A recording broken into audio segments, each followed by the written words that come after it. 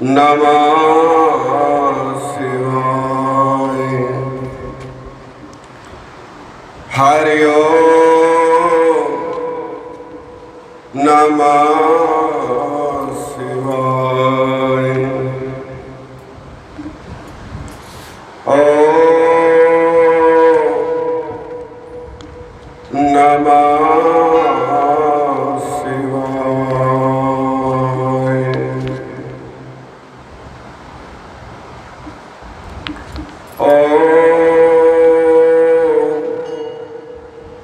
नमः शिवाय। शान्ताकारं भुजगशयनं पद्मनाभं सुरेशनं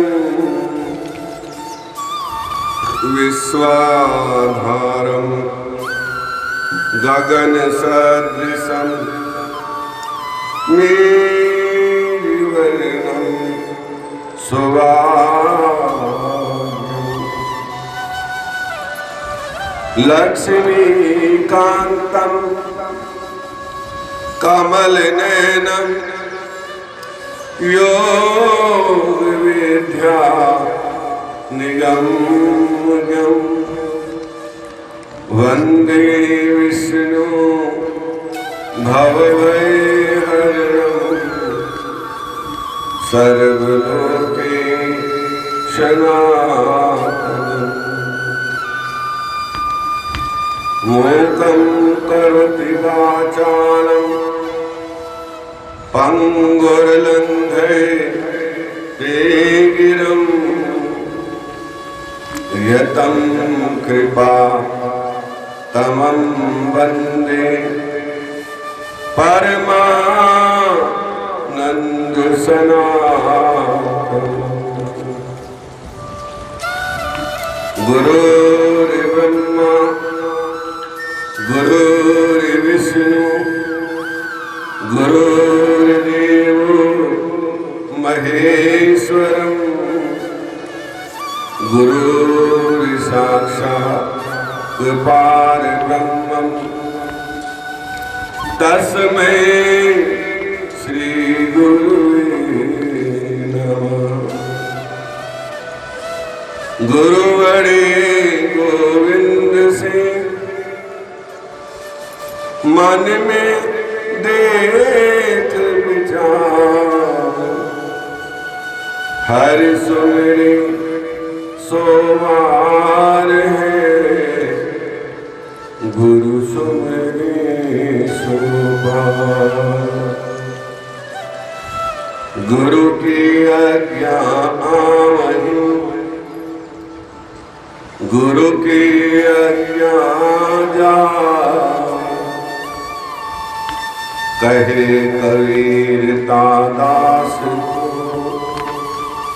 तीन लोक करना। जो आवे सत्संग में ताके कारज होए, सहज हर पल में मिले और विघ्न न लागे।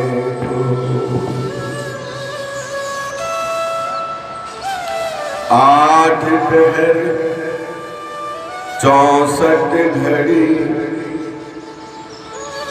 जन भूलो करो ध्यान, ना जाने कौन घड़ी आपने मिले भगवान।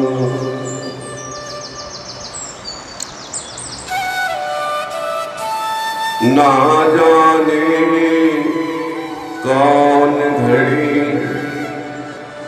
आन मिले भगवान। वही सदगुरुदेव महाराज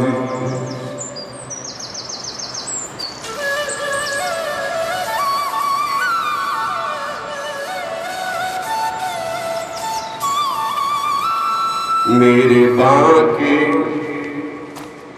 बिहारी ने बुलाया, चली मैं वृंदावन को चली। मेरे बांके बिहारी ने बुलाया, चली मैं वृंदावन को चली। चली मैं वृंदावन को चली, चली मैं वृंदावन को चली। चली मैं वृंदावन को चली, चली मैं वृंदावन को चली। मेरे बार बार सपनों में आया, चली मैं वृंदावन को चली। मेरे बार बार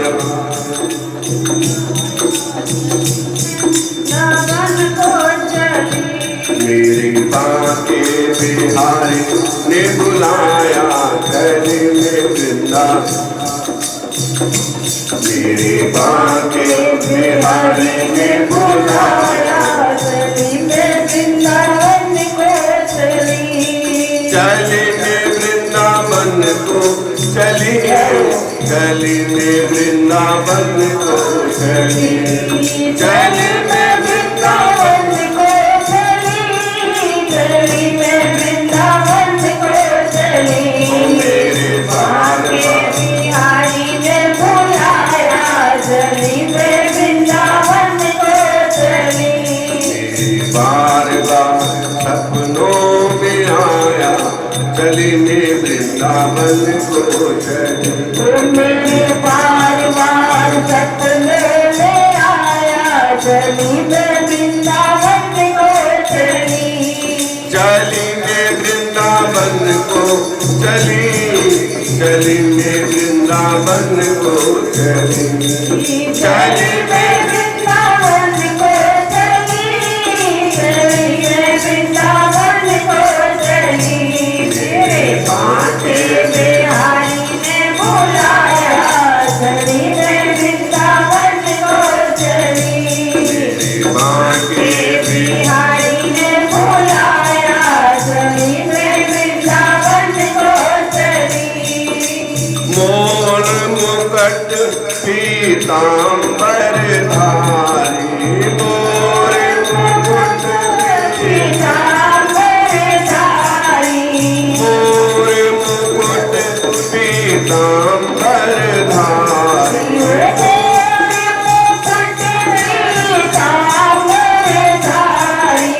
मुरलीधर श्री बांके बिहारी। मुरलीधर श्री बांके बिहारी, मुरलीधर श्री बांके बिहारी। मुरलीधर श्री बांके बिहारी। मेरे बार बार सपनों में आया, चली मैं वृंदावन को चली। मेरे बार बार सपनों में आया, चली मैं वृंदावन को चली। मेरे बार बार बिहारी ने बुलाया, चली मैं वृंदावन को चली। मेरे बांके बिहारी ने बुलाया, चली मैं वृंदावन को चली। चली मैं वृंदावन को चली, चली मैं वृंदावन को चली। चली मैं वृंदावन को चली, चली मैं वृंदावन को चली। मेरे बांके बिहारी ने बुलाया, चली मैं वृंदावन को चली। मेरे बांके बिहारी ने बुलाया, वृंदावन को चली। बाबरे होई मैं कमली होई, बाबरे होई मैं कमली होई। ओ बाबरे होई मैं कमली होई, बाबरे होई मैं कमली होई। बाबरे होई मैं कमली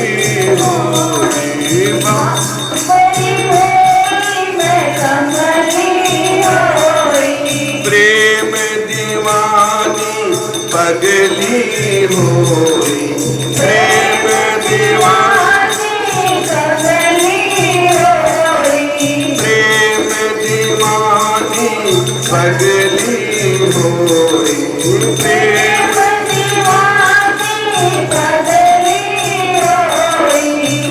ओ श्याम बिहार ने बहुत सताया, चली में वृंदावन को चले। श्याम बिहार ने बहुत सताया, चली में वृंदावन को चली।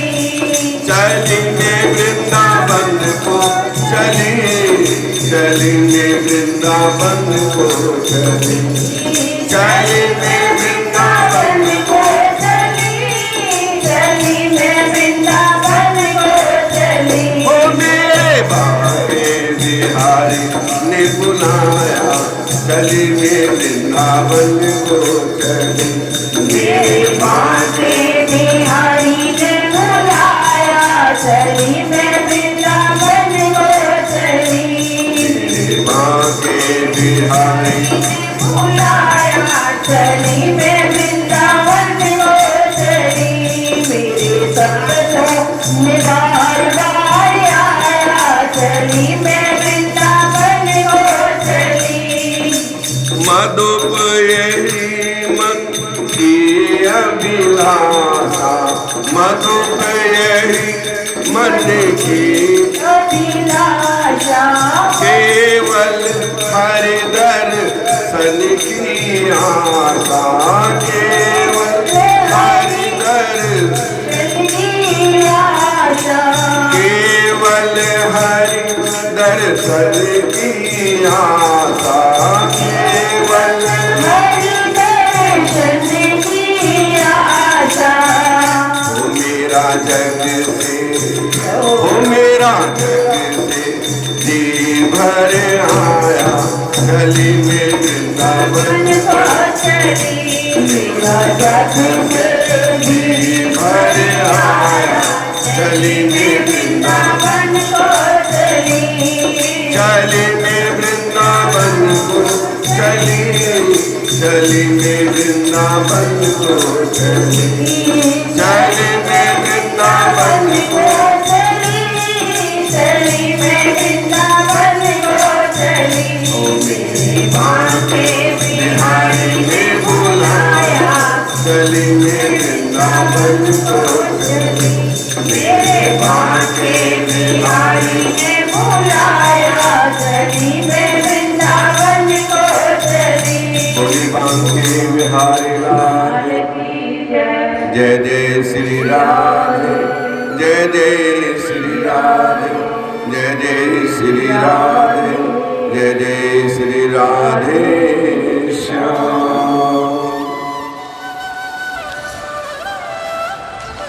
इस तरह सूत जी ने नरक की गतियां बताई हैं कि किस तरह किन कर्मों से मनुष्य को नरक प्राप्त होता है। कल आपने सब सुना और अनुसरण भी किया होगा या सुन के छोड़ दिया। जो सुना है उसका अनुसरण भी करना चाहिए। अच्छी करनी कर लो भाई, कर्म न करना काला, और एक आंख से देख रहा है तुम्हें देखने वाला। जितना हो सके अच्छी करनी करो, बुरे कामों से डरो। और कोई बड़ी बात नहीं है, मन सहज हो, मन में द्वेष भावना ना हो, परोपकार की भावना हो, लेकिन ये मन बड़ा पापी है। द्वेष तो आ ही जाता है, कितनी कोशिश करो, लेकिन जिसने रोक लिया वही साधु है। साधु का अर्थ क्या है? जिसने सब कुछ शांत कर लिया हो। वो संत है। एक किसी बुजुर्ग ने अपने पोते को 2 पौधे दिए और कहा इन पौधों को लगा दो। कहने लगे दादाजी कहाँ लगाऊं? कहने लगा बेटा एक जमीन में लगा दे और एक घर में गमले में लगा दे। पोता बड़ा हो गया, पढ़ लिख के सर्विस लग गई, बाहर चला गया और 5-7 साल लौट के नहीं आया। ये भाव की बात है, बड़े ज्ञान की बात है। 5 साल बाद 5-10 साल बाद जब लौट के आया, पूछने लगा कि दादाजी आपने पौधे दिए थे, मैंने लगाया था, वो ठीक भी है? कहने लगे हाँ ठीक है। जो घर में लगा था उसमें खूब सुंदर पत्तियां आ रही हैं, चमक रहा है, लेकिन छोटा सा। और जो देखा कि ये इतना छोटा ही है कि हाँ ये तो इतना ही छोटा है, क्यों ये घर में लगा था ना। और जो दूसरा लगाया था कि वो बाहर जाके देखा तो बड़ा वृक्ष बन गया, विशाल वृक्ष। ये इतना बड़ा हो गया कि हाँ इतना बड़ा हो गया, ये कैसे छोटा रह गया और ये कैसे बड़ा हो गया? इसने आंधी, तूफान, बारिश, गर्मी, सर्दी, हवा, हर कुछ सहन किया और मैंने इसका कुछ नहीं किया। न इसमें कभी खाद डाला, न कभी पानी डाला, ना कभी इसकी निलाई गुड़ाई करी, लेकिन जो तेने घर में लगाया था ना उसका मैंने बड़ा ध्यान रखा, तब जाके ये इतना सा हुआ है।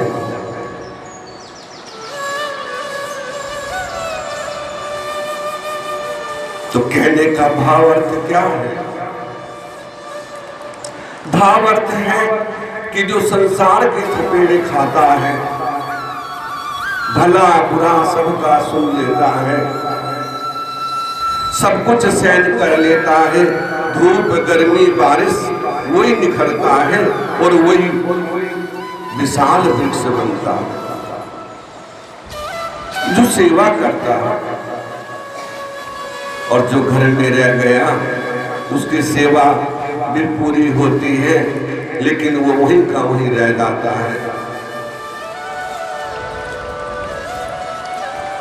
तो कहने का मतलब जिसने सहन किया हो वही महान बन सकता है, वही विशाल बन सकता है। संसार तो कहेगा, संसार की छोड़ो, अपने भी कहते हैं जिनको हम अपना समझते हैं, उनको भी सहन करना पड़ता है। यही तो ज्ञान है। औरों की बात छोड़ो। तो जिसने सब कुछ सहन कर लिया वही आगे मार्ग में बढ़ता है, ये बात ध्यान रखना। आंधी तो आएगी, तूफान भी आएगा, बारिश भी आएगी। अभी कितनी गर्मी थी, अब थोड़ा मौसम ठीक हुआ तो हम सब कहते थे हाय कितनी गर्मी है, हाय कितनी गर्मी है। मेरे पास माताएं आती थी, भाई आते थे, पंडित जी कुछ करो बारिश आ जाए, बहुत गर्मी है। कोई बात नहीं, गर्मी है तो बारिश भी आएगी, और बारिश है तो गर्मी भी आएगी। तो दोनों तरह से हमें शांत रहना चाहिए, उस प्रकृति के नियमों को सहन करना चाहिए, तभी हम कुछ बन सकते हैं। अन्यथा सब चीज आएगी और चली जाएगी। ना बुढ़ापा रहेगा ना जवानी रहेगी, केवल जीवन की बस कहानी रहेगी। ना बचपन रहेगा ना जवानी रहेगी, ना बुढ़ापा रहेगा, केवल जीवन की कहानी रहेगी, केवल जीवन की कहानी। लोग याद करेंगे बड़ा अच्छा था, चला गया, और बुरा है तो कहेंगे अच्छा हुआ चला गया। बात वही है। धरती का भार कम हो गया, यही कहते हैं ना, प्रत्यक्ष नहीं कहते तो पीठ पीछे कहते हैं, लेकिन सच्चा कौन है जो प्रत्यक्ष कहे। इस तरह भगवान ने नरकों की गति बताई और 88,000 ऋषियों जो है इस कथा को श्रवण कर रहे हैं। और आप लोग तो बैठे हैं, लेकिन गुप्त रूप से यहाँ सब बैठे हैं। जहाँ कथा होती है वहाँ अवश्य हनुमान जी और सब ऋषि मुनि होते हैं।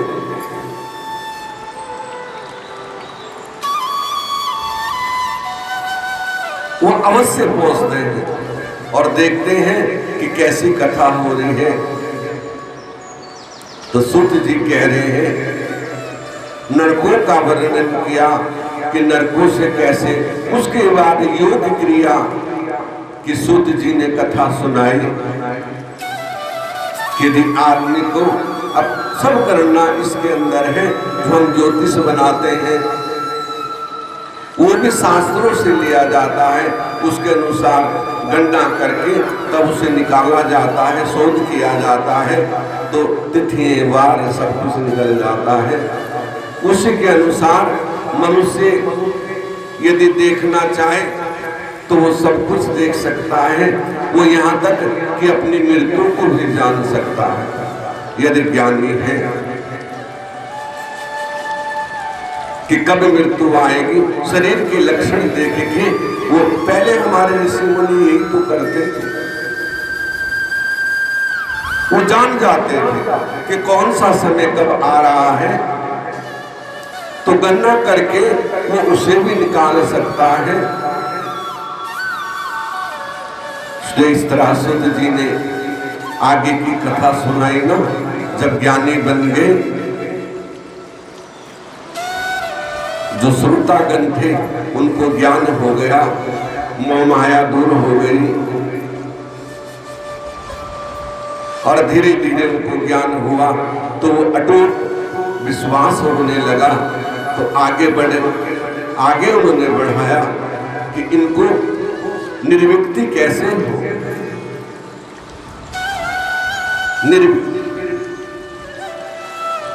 तो योग की क्रिया समझाया कि देखो ऐसे योग की क्रिया करनी है।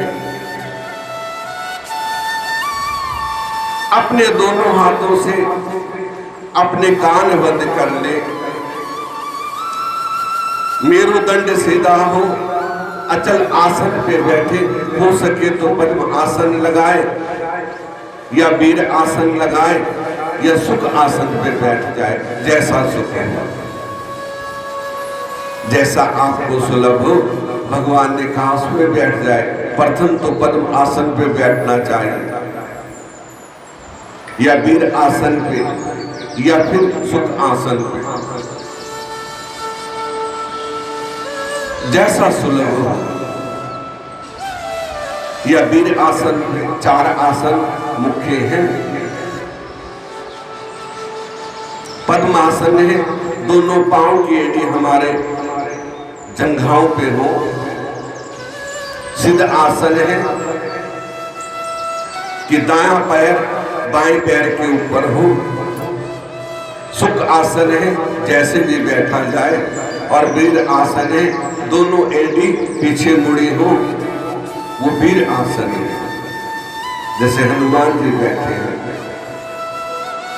इनमें चारों में से जो भी आसन अच्छा हो, जिस पे बैठ सकते उस पे बैठ के दोनों कानों को अपने अंगूठों से बंद करें और तर्जयी 3 उंगलियां अपनी आंखों पे लगाए और ये दो मुझे मस्तिष्क में हो, ये योग क्रिया है।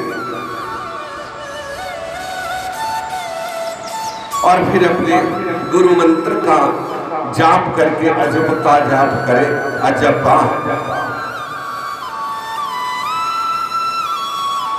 अपने परमेश्वर का ध्यान करके, अपने सद्गुरु का ध्यान करके, या जिसको मानते हैं उसका ध्यान करें और अपने मन को स्थिर करके प्रभु के चरणों में विलीन कर दे कि प्रभु मैं आपकी शरणागत हूँ, आप हमारी रक्षा करें, आप हमारे अंग संग हैं, आप हमारी रक्षा करें। मैं तो आपका ही अंश हूँ और आपकी शरणागत आया हूँ, ऐसा सोच के उसका ध्यान करें। और धीरे धीरे मन को बस में करे, श्वासों को सम कर ले। मूलाधार से स्वादिष्ठान, मणिपुर, अनाहत चक्र, हृदय चक्र, आज्ञा चक्र और अनाहत चक्र को पार करके वो ब्रह्म चक्र में पहुंच जाता है। ये 7 चक्र हमारे अंदर है और जब वो ये ज्ञान है बड़ा दुर्लभ है और जो समझ जाएगा वो जीवन मुक्त हो जाता है। और उसका ध्यान करे, श्वास को कुंभक करे। कुंभ के अंदर जैसे जल भरा होता है ऐसे सांस को कुंभक करे, फिर धीरे धीरे उसको छोड़े और फिर अंदर खींचे। अकार, मकार,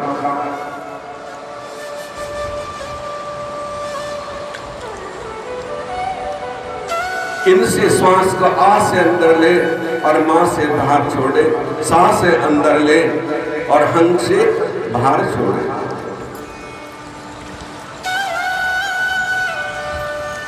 ये महामंत्र है, ये अजपा है। जो इसको समझ लेता है वो जीवन मुक्त होता है। और भगवान ने कहा फिर ये गुरुमुख से होना चाहिए, तब हम उस योग को प्राप्त कर सकते हैं। अन्यथा भजन करो, चिंता न करो। चिंता तो सतनाम की और ना चितवे दास, और जो कुछ चितवे नाम बिन सोई काल के फांस।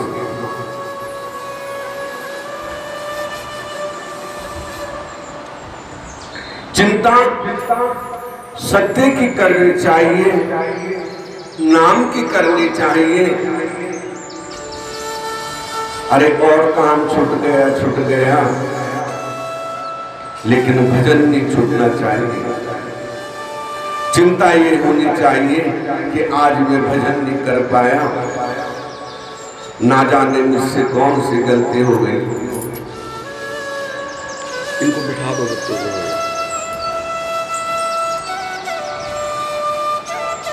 तो चिंता प्रभु के नाम की करनी चाहिए।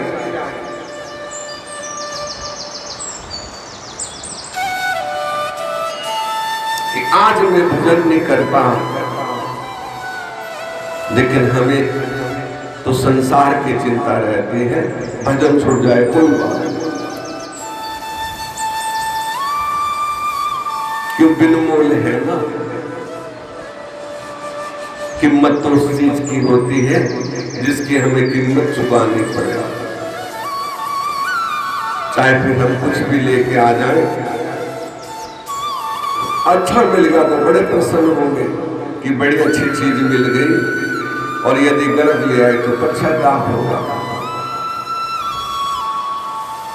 तो इसलिए प्रभु के भजन की चिंता होनी चाहिए कि मैं भजन नहीं कर पाया। और जो ऐसी चिंता करता है वही जीवन मुक्त होता है। पार्वती को